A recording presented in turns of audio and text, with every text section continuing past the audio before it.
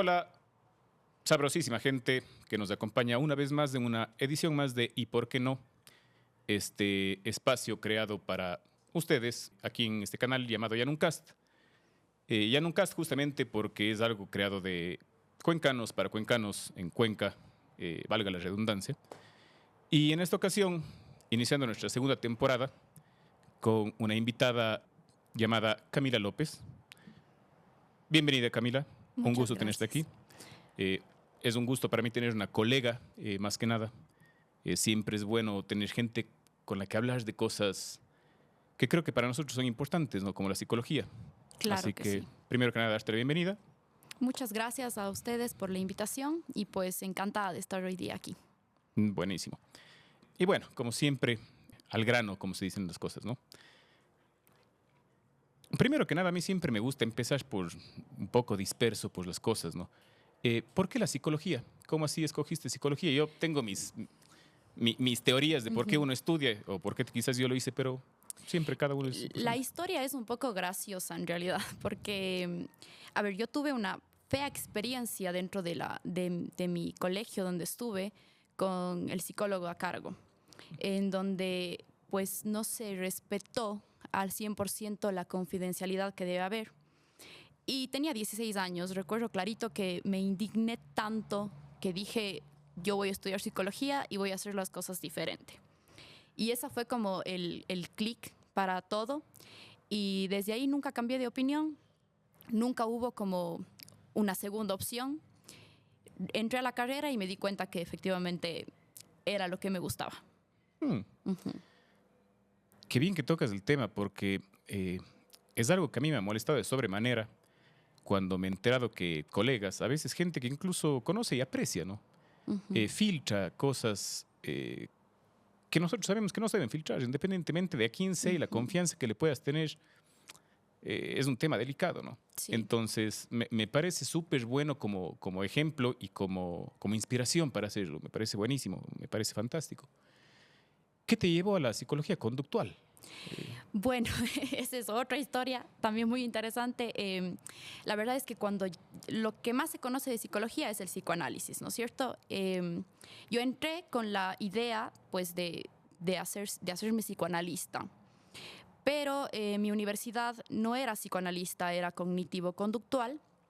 Así que recibí muy poca formación en psicoanálisis y me di cuenta que pues las bases, por así decirlo, científicas del psicoanálisis no me llenaban al 100%, como yo buscaba algo que sea más sólido para tratar a las personas. No critico a los psicoanalistas, creo que hacen una labor impresionante, pero siempre he sido mucho más científica, por así decirlo, y he intentado que lo que yo haga pues tenga fundamento del por qué lo estoy haciendo y cómo va a funcionar en las personas. Y de ahí empezó este camino, en realidad fue después de graduarme, que empecé como a buscar otras formas porque el cognitivo conductual es diferente al conductual, entonces tampoco me gustaba, pero tampoco me llenaba al 100%, hasta que encontré colegas de otros países, países ya un poco más desarrollados en el tema conductual, como México, Argentina. Me comuniqué con ellos, empecé a hacer diplomados y me di cuenta que por ahí era.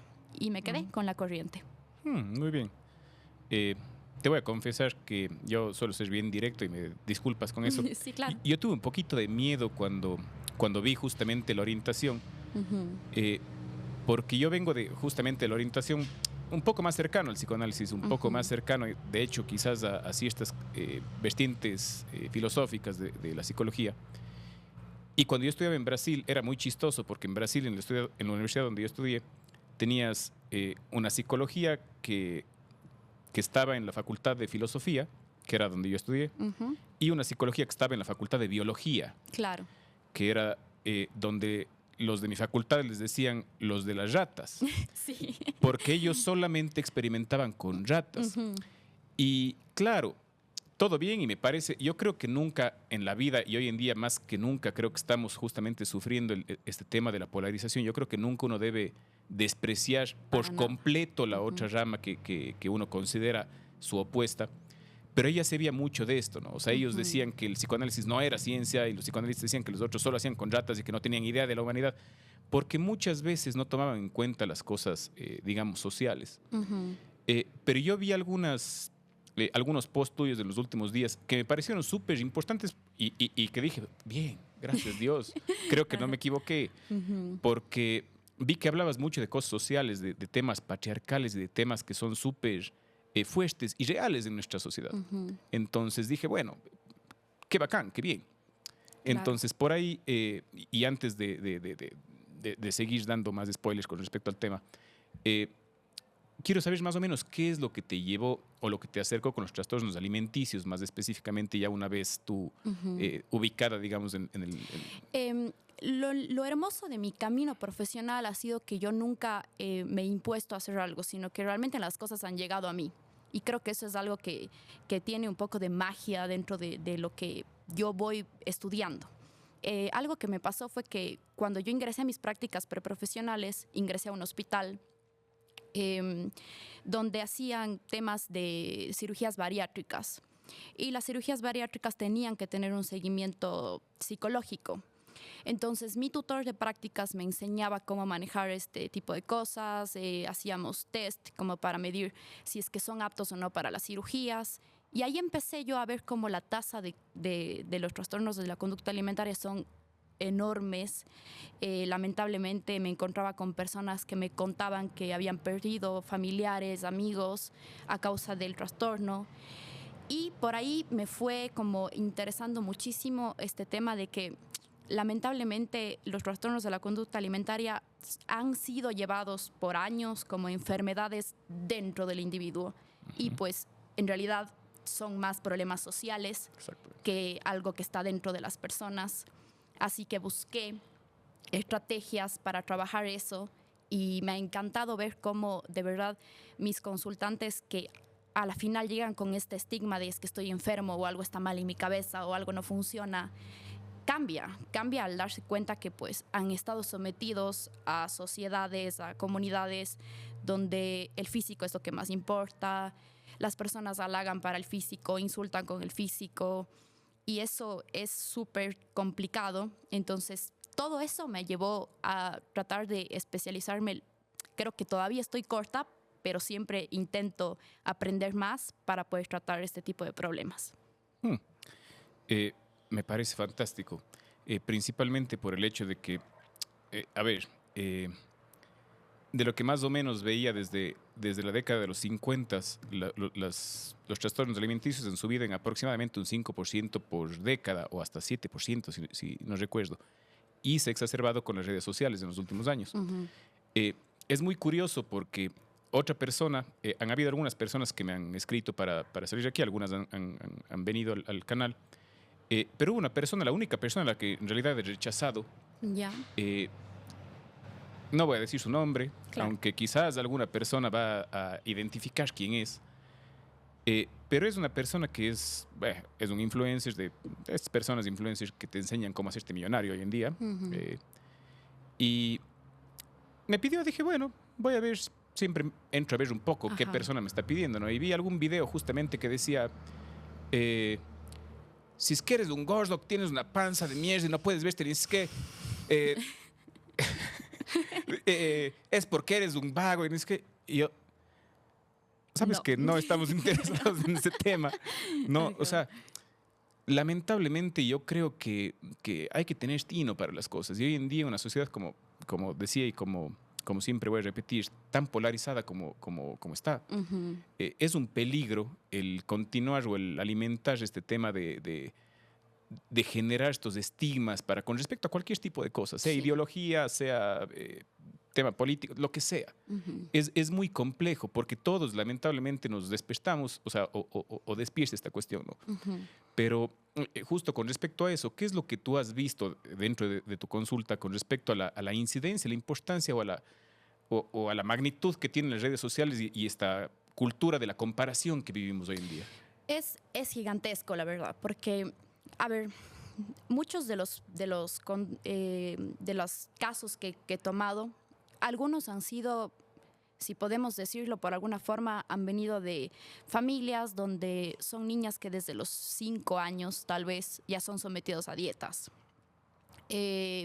O no te comas un chocolate porque te va a dar diabetes, o no hagas tal cosa porque la alimentación, como que la alimentación se vuelve una prohibición y satanizan alimentos, y entonces lamentablemente se crea ahí como desde edades tan tempranas inseguridad con el físico. Y después, pues con las redes sociales, el doble. Justo yo hace no mucho salió este desfile de Victoria's Secret y salieron unos cuantos memes por ahí que decían, vi el desfile y de repente se me quitó el hambre. Las personas compartían esto. Entonces yo decía, o sea, es realmente gigantesco lo que pasa porque la comparación es enorme. No solamente, incluso si es que hablamos, por ejemplo, entiendo que el tema de coloquialmente gordofobia, que se le podría llamar, es súper fuerte. Y también el otro lado, o sea, el otro lado donde se normaliza, por así decirlo, la obesidad. Entonces, de los dos lados se están tocando, como tú decías, se polariza demasiado. Y en ninguno de los dos lados se le está dando el mantenimiento que se tiene que dar a cualquiera de los dos temas. Y en general, creo que la comparación es algo natural de ser humano. Siempre nos vamos a comparar. Pero también creo que cómo te compares o con quién te compares, ahí está la diferencia. Exactamente. ¿Cómo y para qué? Exacto. Porque, a ver, hay, como tú dices, y es algo que yo siempre he repetido aquí, el tema de la comparación es, feliz o infelizmente, es algo que no se puede quitar de nuestra mente. No. El hecho de, yo alguna vez puse el ejemplo, el hecho de que nuestros ancestros posiblemente tenían que discriminar, comparar es discriminar, ¿no? El color de las frutas para saber la roja y está madura, la verde no. O sea, uno compara las cosas. Pero la comparación transformada a la competencia y la competencia transformada a, o más bien dicho, llevada a todo ámbito de la vida es peligrosa. Es algo que llega a ser a veces hasta molesto. Entonces sí, me parece que es riesgoso. Yo también dentro de la consulta veo que la gran mayoría de problemas que no son, digamos, cosas realmente que ameritan psiquiatría o algún tipo de cosa mayor, son problemas que tienen que ver con cosas sociales. Exacto. Justo me pasaba que lo que te decía, o sea, es un poco este estigma de es una enfermedad, y las personas como están tan acostumbradas a esa narrativa, cuando escuchan, por ejemplo, si ven alguno de mis posts que he hecho, que digo, no, los trastornos alimenticios no son una enfermedad, se sienten hasta medio, ¿cómo va a decir esto? ¿Cómo va a decir que no es una enfermedad? Pero quitarle la palabra enfermedad no es quitarle el peso al problema. Exactamente. Más bien es quitarle justamente el estigma, y es darte herramientas, porque si yo te digo, tienes gripe, tómate la pastilla para la gripe y espera que te pase, es lógico. Pero si yo te digo, tienes un trastorno de conducta alimentaria, tómate la pastilla del psiquiatra y espera que te dé ganas de comer, así no funcionan. No, exactamente. Entonces, eso es también algo con lo que se pelea bastante para romper el estigma y que las personas piensen, sientan que son capaces de llegar a una recuperación. ¿Cómo funciona en ese aspecto? Porque yo te oigo hablar y a ratos justamente comparado con las personas que yo he conocido dentro del conductismo, es totalmente diferente el enfoque. Sí. Hace no mucho tiempo tuve la oportunidad de conocer algo de, creo que se llaman terapias de cuarta generación, si no estoy mal. Tercera generación. Tercera y cuarta generación. Creo que ya están en la cuarta. Ya están en la cuarta. Como están saliendo cada vez más. Y me parece interesante porque mezclan un poco de cosas, toman un montón de herramientas de diferentes lugares. Y yo decía, yo hacía eso y me decían que estoy loco. Y es como que, todo bien. Y te oigo a ti y es muy diferente a los conductistas clásicos. Radicales. Y me parece súper interesante. ¿Cómo funciona más o menos eso? A ver, se ha combinado lo que se llamaría el conductismo con el contextualismo, que lo contextual podríamos llamarle a básicamente la tercera generación, la cuarta generación.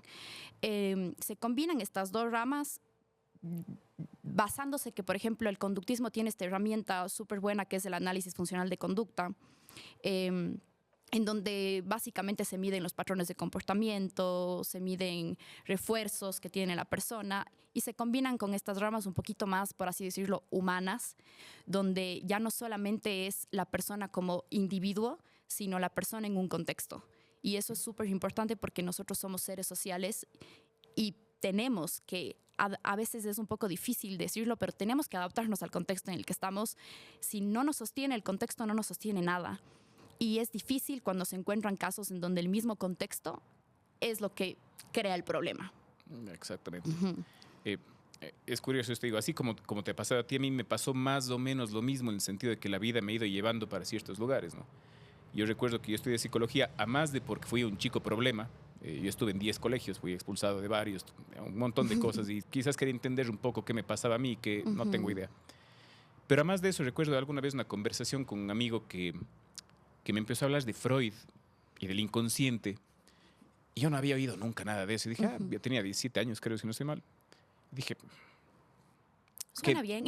Sí, está interesante. Y después, cuando tuve chance de estudiar algo, bueno, yo me gradué y no quise estudiar enseguida, quería estar seguro. Me dediqué a trabajar un año. Y después dije, no, voy a estudiar psicología. Creo que es una buena idea. Y empecé a estudiar psicología, claro, llevado por el psicoanálisis, pero dentro de la psicología me gustaron muchas cosas. Y cuando hice mi curso de graduación en Argentina, me encantó la psicología sistémica, que es justamente, tiene que ver con esto contextual que tú dices, ¿no? Es tratar un poco de trabajar en el sistema o en el contexto para modificar las cosas, obviamente de ser posible, ¿no? Y después me gané una beca para estudiar en el Brasil, y cuando fui al Brasil me enteré que lo que me había ganado, porque yo no sabía que me gané, era en una facultad que es conocida por el tema de psicología social. Entonces dije, qué bien. Claro. Sin querer queriendo, caí allá, cuando quizás en algunos puntos, por tema de marketing y lo que sea, sí me vi llevado quizás a la neuropsicología, cosas un poquito más científicas, si es que se puede llamar. Pero es curioso, ¿no? Me parece súper curioso que cómo la vida nos va llevando a veces, y cómo, por más que haya un sistema que esté priorizando la individualidad o el individualismo, todavía pasan estas cosas, todavía se dan esta efervescencia de que estás dentro del contexto. Sí, totalmente. Sí. Me parece súper, súper bueno. Sí, ahora que comentaste justo algo interesante, por ejemplo, bueno, lo que diríamos como el padre del conductismo es Skinner, ¿no es cierto? Él creó este tema de experimentos con ratones, etcétera. Pero hubo algo que quizás las personas que no se han dedicado a leer la obra de Skinner podrían ignorar, y de ahí viene un poco la crítica hacia, es que tratan a los humanos como si fueran máquinas, por así decirlo. Y la crítica era justamente ven solo las conductas. ¿Qué hacemos los conductistas en realidad? Las conductas son mucho más que verbales, las conductas son absolutamente todo. Pensamiento es conducta, todo lo que tú puedes hacer en tu interior y en tu exterior es conducta. Y eso es lo que nosotros medimos para lograr cambios en las personas. El contexto de una persona no es solamente el contexto externo, sino el contexto interno. Porque la persona puede tener un contexto externo de una manera y internamente lo ve completamente diferente. Y eso es hasta donde nosotros llegamos para poder realmente ayudar a las personas. Es totalmente lógico, porque si no, no existieran personas que no tienen nada y son felices, y que lo tienen todo y son tristes, ¿no? Exacto. Hay una mezcla. Yo siempre digo, nada es unicausal. Vivimos en un mundo en el que quiere simplificar las cosas y decir, esto es por esto. Él fue así por tal cosa. Y es como que, o sea, sí, pero no. Pero no siempre. No, sí, pero no solo eso. O sea, nunca hay una sola cosa que nos lleve a muchas más cosas. Y justamente en ese aspecto, si te dirían, y yo sé que va a ser casi imposible, y es una pregunta imposible de contestar, hoy en día, ¿cuáles creerían que son las principales causas o los motivos que llevan a una persona a posiblemente a desarrollar un trastorno alimenticio y justamente a no poder salir de él? Sí, es una pregunta difícil de contestar. No imposible, creo que haya una sola imposible. Respuesta, pero creo que lo que más se trata de demostrar es que, por ejemplo, los trastornos están para algo y son una respuesta a algo. Es una respuesta que tú empiezas a desarrollar para intentar ser parte de lo que está sucediendo, ¿ok? Entonces, por ejemplo, pongamos un ejemplo, si una persona crece en un ambiente donde siempre ha sido demonizado alimentos y siempre se ha tratado de preservar pues de sé delgado, sé delgada, etcétera, etcétera, no es raro que la persona desarrolle el trastorno. ¿Ok? No es raro que la persona intente encajar dentro de esos niveles. Entonces, creo que la respuesta estaría más por el hecho de lo que haría que podría ser un factor fácil para un desarrollo es primero entender que las personas no están locas, sino están tratando de ser parte del sistema y del contexto que les rodea. Totalmente. Y en ese aspecto, justo tú mencionaste antes una cuestión de que pasa mucho, ¿no? Bueno, hay demasiado hate hoy en día en todo lo que es redes y cosas, pero ese tema de tanto la gordofobia como no sé cuál sería esa Normalización, tal vez. una normalización quizás. A ver, la normalización está bien hasta un punto, creo yo, o quizás siempre está bien, pero una idolatrización, llamaría a veces, de como que no, por poco y tienen que existir. Y si bien sí, posiblemente tienen que existir, siempre han existido extremos, pero yo siempre digo, esas defensas vehementes hacia una de las dos bandas, es como que cómo combatir eso, qué podemos hacer para llevar una vida más saludable sin que nos importe mucho el tema corporal en este aspecto, ¿no? El problema es que las personas normalmente no estamos acostumbradas a que algo, o más bien dicho, nos peleamos con la idea de no estar acostumbrados a que algo no nos guste de nosotros. Entonces tenemos que cambiarlo. Lo que se trata muchísimo en terapia, al menos yo lo hago bastante, es que se den cuenta, se familiaricen, se sientan cómodos, así suena un poco paradójico, se sientan cómodos con la incomodidad. ¿Okay? El hecho de verse en el espejo un día y no gustarse no quiere decir que pues tengas que cambiar completamente a la fuerza. Y por ejemplo, de los casos de recuperación que he tenido, han sido personas que antes se veían al espejo, no se gustaban o dicen muchísimo, tienen muchísimo este tema de decir que se ven como inflados o sí, como inflados, es la palabra que usan bastante. Y muchas de esas personas que ya han pasado por proceso terapéutico bastante tiempo, pues me dicen, sí, hoy día como que no me gustó mucho mi cuerpo, pero bueno, ya no es un problema que estoy como buscando solucionar enseguida. Entonces creo que también por ahí va el hecho de que tenemos que darnos cuenta que si bien hay cosas que podemos cambiar, también hay formas más sanas de cambiarlo. Y por otro lado, quizás nunca te llegues a agradar al 100% y tienes que acostumbrarte a la idea. Yo siempre pongo el ejemplo, yo estoy en el Brasil y viví 2 veces. En el Brasil viví, la primera vez me fui en el 2010 por otros temas, quería estudiar otra cosa que gracias a la vida no salió. Y la segunda vez en el 2016. Cuando yo me fui al Brasil, mis amigos me decían lo típico, ¿no? Brasil, o sea, así como las personas, Brasil tiene un estereotipo. Las chicas en bikini, Exacto. la playa, la cuestión. Si ahí Brasil es espectacular, yo decía, o sea, sí, porque la típica pregunta es, ¿todas las mujeres son espectaculares? No. Pero no, a mí hay un culto al cuerpo, es verdad, hay un culto al cuerpo. Claro. Pero el culto al cuerpo en Brasil me parece algo súper valioso como un ejemplo para la gente. Porque allá la gente tiene un culto al cuerpo en el sentido de que tú ves en la playa, tú vas a la playa y toda la gente, las chicas usan hilos dentales diminutos. Claro. Y los hombres usan zungas, que se llama ya el famoso espido chiquito. Ya. Pero independientemente del cuerpo que tengan, no les importa. Exacto. O sea, tú ves señoras muy grandes y con muchos años, con hilos dentales diminutos, y ves señores que la barriga parece que estuvieran desnudos desde frente, porque la barriga les tapa todo. Claro. Y no les importa. Pero lo que sí es gente que hace ejercicio todo el tiempo, es gente que tú le ves caminando muchísimo, cargando cosas, haciendo actividad y llevando una vida más o menos, totalmente menos sedentaria que la que llevamos muchas personas o que la que lleva la gente que vive en la ciudad. Y eso me parece fantástico, eso me parece genial. Entonces yo creo que sí hay, o sea, como dijimos, nada es unicausal, pero sí hay cuestiones que lamentablemente la pantallización de la vida nos está llevando a un sedentarismo y a un nivel de vida que es complejo, ¿no? Sí, totalmente. Yo pienso que, por ejemplo, hay un estudio que decía que, no recuerdo exactamente de dónde era el estudio, pero lo que leía es que también el tema del ejercicio se vuelve un poco tóxico cuando lo único que haces es vincular el ejercicio con adelgazar. o conseguir el six-pack, o etcétera.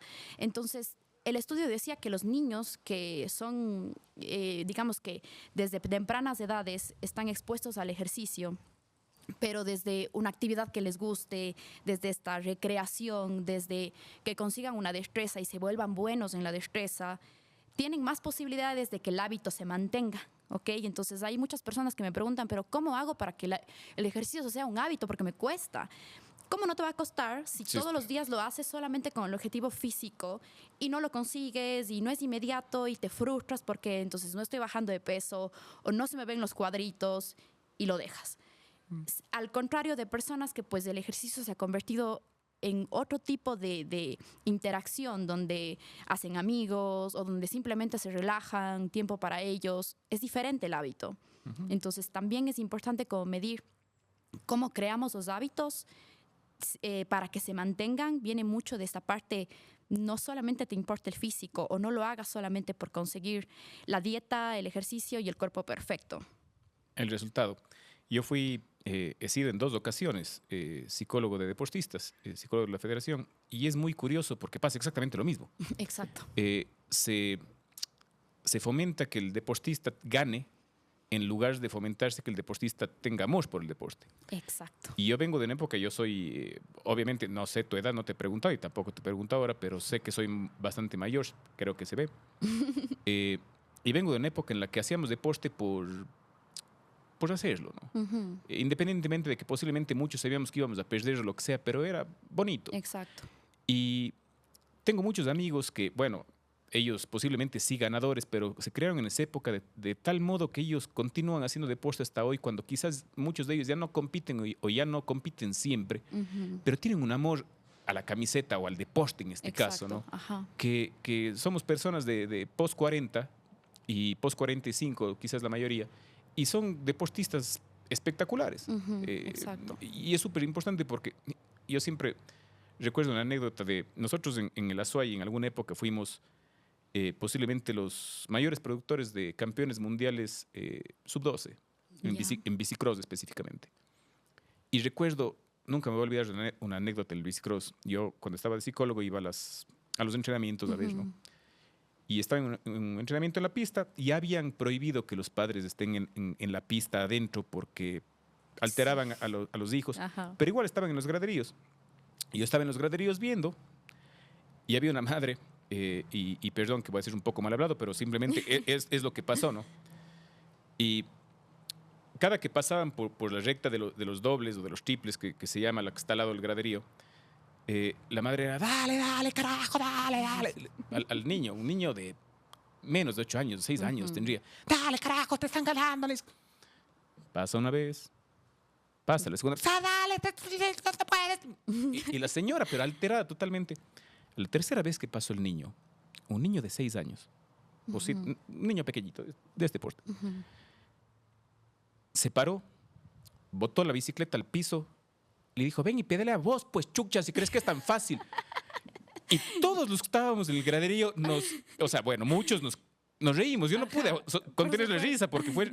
Y la señora se quedó blanca. Ajá. Y es una anécdota súper decidora de lo que nuestra sociedad a veces pide, ¿no? Sí, esta totalmente. sociedad que un filósofo que a mí me parece interesante, que es el coreano Chul Han, le llama la sociedad del rendimiento, ¿no? Donde queremos, donde incitamos este rendimiento y esta... Uy, sí, esta sobreactividad todo el tiempo. Sí, totalmente. Es terrible. Me pasa algo gracioso que es, por ejemplo, mi hijo es muy bueno en su deporte. Y a veces conversaba con mi esposo y le decía, siento que ya debería perder. Y me decía, ¿por qué? No digas eso, porque lleva como una racha de medallas de primer lugar. Es que ya quiero que se frustre. Y me decía, no digas eso, no pienses así. Pero no lo digo de mala manera, sino a veces sí pienso como, bueno, ¿qué tan bueno es para él sentir que todo el tiempo, o sea, no quiero que se convierta en una necesidad de todo el tiempo tengo que ganar, todo el tiempo tengo que ganar? Entonces es algo que he hablado con él, aunque aparte de que sea bueno y realmente gane por sus méritos, pero he hablado con él muchísimo de no todo el tiempo vas a ganar. Y siento que eso, lo que he hablado con él, lo poco que he hablado, no es que hemos tenido conversaciones muy grandes, es un niño chiquito, pero lo poco que he logrado llegar a él ha hecho que su relación con el taekwondo sea muy recreativa, justamente. Entonces, él espera el momento para ir al taekwondo, no solamente para ganar la medalla, sino para compartir con sus amigos, a veces me gusta que en la academia donde él está también se fomenta mucho compartir a veces, o sea, no hagamos deporte, traigamos golosinas y comamos. Y eso me gusta bastante, eso ayuda a que él no sienta que es una presión de que todo el tiempo tenga que ganar. A pesar de que está muy normalizado dentro de, si en mi generación ya, no me imagino en la de él, que es mucho más interacción digital, en donde él ve a competidores de élite y se queda asombrado y pues también le he mostrado los otros lados de, mira, aquí perdió a ti, algún día te va a pasar. Sí, no, es totalmente necesaria la pérdida. Me acuerdo que un profesor mexicano que yo tuve contaba una anécdota de que tenía un hijo que era muy buen estudiante, ¿no? Y que era tan buen estudiante que siempre se había acostumbrado a sacar buenas notas y llegaba con las buenas notas, y que un día llega cabizbajo después de exámenes o de alguna entrega de notas y le dicen, mi profesor le dice, ¿qué te pasó? Y le dice, es que saqué una mala nota. ¡Por fin! ¡Cabrón! Como son los mexicanos, ¿no? ¡Por fin, cabrón! Esto hay que festejarlo. Ya creía que eras anormal. O sea, porque realmente a veces es importante que se den cuenta también que su valor no está vinculado a sus resultados, ¿no? Totalmente. El valor que tenemos como personas no está, y eso es algo que a mí personalmente, últimamente he estado muy metido en el tema de leer cosas sociales con respecto al capitalismo, de que haya gente que crea que el vago no se merece nada. Yo hace algún tiempo a una persona que decía que los vagos no se merecen nada, se le perdió un perrito. Y decía, cuando lo encontró decía, ay, sí, es que imagínate, donde estaba ahí estaba solito en la calle, pobre. Y decía, igual una persona que no tiene nada. Exacto. Y que no hace nada. Sí, y sabes que parece loco cómo se conectan los temas, pero dentro de los trastornos de la conducta alimentaria hay mucha sobreexigencia, demasiada sobreexigencia. En realidad tenemos que a veces trabajar con técnicas que nos ayuden a que ellos se den cuenta lo sobreexigentes que están siendo. Y ni siquiera es solamente con la comida o con el cuerpo, sino es con todo tienen que ser perfectos. Si hay gente que llega a mi consulta y me pregunta, ¿sí está bien lo que te estoy diciendo? No sé, pues eso no lo tengo que decir yo. No, pero no estoy sonando muy mal. ¿O será que si digo esto? Todo el tiempo están preguntándose, sobreexigiéndose. Y cabe recalcar que es mucho por esta sociedad actual donde la típica frase del pobre es pobre porque quiere, si no tienes oportunidades es porque no te las ha creado, levanta de tu cama y haz algo. O sea, todas estas frases que parecen que ayudaran y en realidad perjudican muchísimo. Sí, es una motivación, entre comillas, inversa, ¿no? Porque la gente cree que está motivando y más bien está generando un resentimiento y por ese resentimiento estamos en una época en donde a nivel mundial, porque esto no es algo local, quizás los dos extremos políticos que existen son igual de nocivos y de fuertes, digamos así, no sé qué palabra, qué adjetivo poner, pero de fuertes en su crítica, en su forma grotesca de insultar al otro, ¿no? Entonces es un riesgo, pero y ya que hablábamos de salud y hablamos de esto, yo creo que es importante también hacer una pausa porque en Cuenca está pasando algo que es bastante denso, ¿no? O sea, esta agua que tomamos, aunque bueno, quizás esta no, aunque sí, mi madre siempre trae agua de la llave también, o sea, es medio, gracias a la vida, mi madre es mi madre. Es bastante fuerte lo que pasa, es bastante fuerte el hecho de que hay una gran cantidad de gente que no despierte a lo que puede ser un cambio para futuro donde no va a haber vuelta atrás. Totalmente. La verdad es que yo no, a veces no me gusta opinar desde la ignorancia. Creo que en cuanto a política soy muy crítica con mis ideas y a mucha gente no le gusta. Sobre todo a personas que pues creen en ese capitalismo totalmente puro. Pero yo creo que, por ejemplo, esto que está pasando ahora con Kim Sacocha, no solamente es el tema de lo que va a pasar en cuanto a minería, sino a mí me duele mucho más el tema de que hubo una consulta popular que se les está pasando por donde sea. Y eso a mí me duele porque incluso pienso en mi hijo y digo, bueno, entonces, ¿qué? Él no tiene voz y voto. Yo me fui a votar, no tengo voz y voto, no interesa. Y todo por un tema de enriquecer los bolsillos de unos poquitos y que el resto paguemos los platos rotos. No sé, creo que nos está golpeando muchísimo a todos. He visto ya que se ha alargado muchísimo más de muchas personas que ya no es en Cuenca, digamos, sino se asombran de cómo los cuencanos están reclamando y pues es que nos toca, si no, nadie lo va a hacer. En Cuenca tenemos esa extraña costumbre de beber la llave del agua. De beber el agua de la llave, perdón, estoy al revés. De beber el agua de la llave desde niño. Yo desde niño toda la vida viajaba a Guayaquil, a Quito. ¡Cuidado!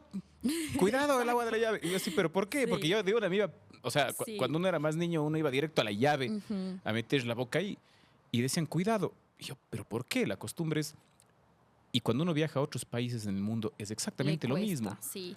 Yo no me fui a otro país. Yo viví en Machala 2 años cuando era una niña. Me acuerdo clarísimo la imagen de mudándonos, llegando al departamento, poniendo las cosas y mi mami... Con los botellones. Mi mami súper cansada, sudando, abre la llave, se toma un vaso y todos nos quedábamos así como... Y mi mami, ups, me olvidé. Sí. Y era el adaptarse a que eso se hace normal. Llegamos igual de viaje, recién estuvimos en Perú. Y lo primero que dije fue como, necesito tomar agua de la llave. No soporto el agua de la botella. Soy muy, muy honesta. No me gusta el agua del botellón. Me sabe feo. Y eso no me pasa con la llave, con el agua que sale de nuestra llave. Así que creo que sí, realmente es impactante lo que estamos viviendo. Quizás para personas que pues no han tenido la misma suerte que nosotros, ni siquiera se dan cuenta. Tengo familia en Machala también, que llegaron hace poco, estuvieron en Cuenca, me fui a visitarles y vi en su habitación botellones y pregunté como, ¿por qué tienen botellones? Para tomar, pero sí, el agua de la llave. Y decían, no puede ser que sea potable. Por supuesto que es potable. Y es súper riesgoso porque hay, a ver, yo tengo amigos, yo tengo conocidos que trabajan o han trabajado en minerías, en empresas mineras, y a veces hay este discurso de que, pero igual el agua ya no es tan pura como antes. Y quizás es verdad, quizás no lo dudo, no soy técnico. Pero en lugar de decir, ya está dañado, dañemos más, yo creo que lo importante es ir al contrario. Paremos, exacto. Hace poco veía algún documental de cómo ha cambiado China, ¿no? Los chinos son, creo que, se están erigiendo como los más grandes planificadores en la actualidad. Y hablaban de que esta persona tiene hijos con una persona de China y viajaban cada 7 años a China. Y él decía, me impresionaba el cambio en 7 años. Antes Shanghái no podías ver la punta de algunos edificios por el smog y ahora no hay smog. Y mostraba unas tomas que era del cielo totalmente azul sin nada. Decía, claro, y él mostraba, en China hacen un plan para 30 años y planes pequeños para cada 5 años. Y dentro de uno de estos planes de 5 años había el de impulsar las energías verdes, el tema de autos electrónicos y autos eléctricos, perdón, y toda esta cuestión. Y han logrado él decía, en 7 años, purificar el aire de un modo absurdo. Porque sí, ellos contaminaron muchísimo porque para crecer industrialmente tuvieron que dañar mucho. Exacto. Pero también desarrollaron la tecnología y posiblemente ya van a empezar a hacer temas con el agua, con lo que sea. A mí lo que me molesta a veces también de esto es que a nivel gobierno, más allá de ideologías y lo que sea, nos estamos uniendo con un país que casi siempre ha destruido a donde ha ido, en lugar de gente que está haciendo las cosas diferente, independientemente que no nos guste, porque pues, no va a haber para todos siempre, pero yo creo que es importante ser, ahí sí, pragmáticos en ciertas cosas, ¿no? Totalmente. Entonces yo creo que es importante hacer un llamado a la gente La marcha del 16 es a las 9 de la mañana en San Roque. Yo creo que es importante que todos vayamos para mostrar más que nada que hay una voz. Yo creo mucho en la acción directa.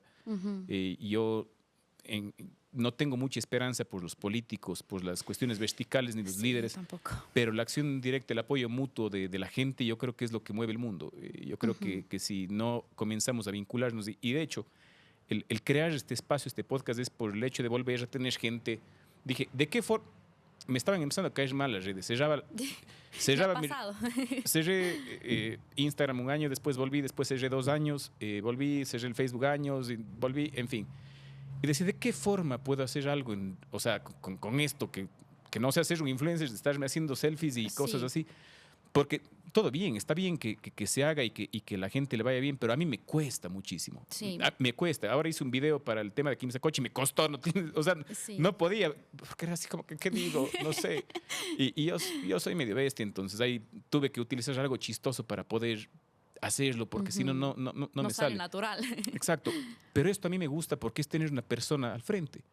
Es mantener algo como una conversación que es tan básico, tan primal del ser humano, y darle un uso dentro de esto. Entonces yo creo que es parte de la motivación, y bueno, ahí vamos viendo qué hace. Yo, la verdad no sé a dónde me lleve, ni si me llevará a algún lado, y por qué no lo hago para que me lleve a algún lado, pero para tratar de dar un mensaje. Ha habido algunas veces que gente me ha dicho, me pareció chévere esta cosa, y creo que eso es todo, ¿no? Yo creo que es importante estos espacios. Yo también siempre he sido medio renegada con las redes sociales, pero más allá de cualquier cosa me ha tocado, por así decirlo, hacerlo parte de mi trabajo, porque veo que en algún punto sí llego a las personas que quizás lo necesitaban, y que pues he logrado ayudar. Ahora sí me sigue costando un poco, y me pasó un poco la comercialización, me molesta, de la terapia en general. Es como si, me acuerdo que firmé con una agencia de marketing para que según yo, hacer un poco de material mucho más profesional. Exacto. Y los videos me molestaban al 100%. ¿Te pasa esto? Haz esto, etcétera. 3 formas de lidiar con la ansiedad. No podía. Hice 2 o 3 y dije, no me importa perder mi plata, tomen, ahí está, no quiero nada. Y borré los videos que hicieron.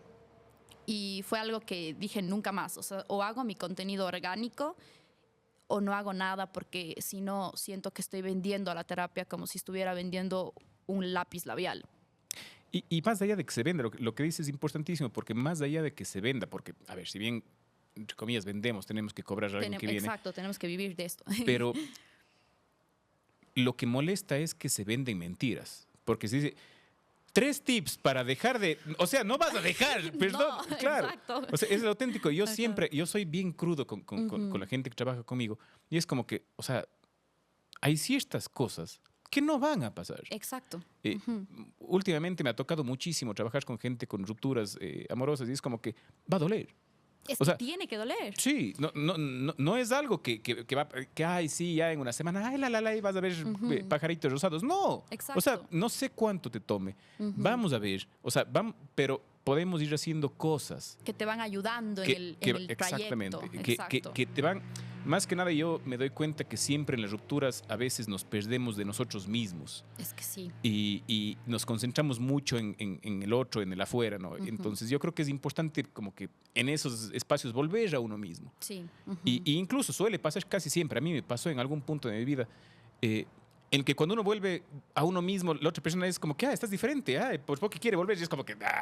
O sea, sí, o sea, es curioso porque pasa. Sí. Por ejemplo, a mí me pasa muchísimo que también veo no solamente trastornos de la conducta alimentaria, sino también ese tema de ansiedad, de un poco de las rupturas amorosas, y había una persona con la que necesitábamos que se cree este contacto cero.